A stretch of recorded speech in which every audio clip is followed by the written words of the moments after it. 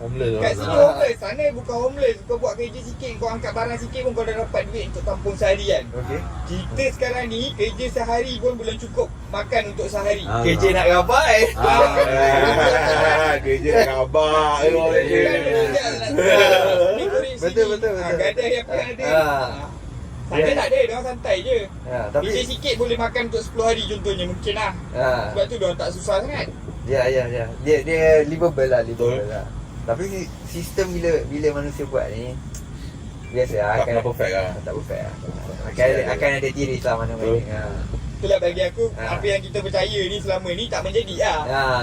So kita kena berpaling pada sistem yang mana yang masih konsisten lagi sampai Ya. sekarang. Even benda tu yang kita dicakap apa, bahayalah kalau kita percaya sistem tu, kita akan jadi hamba.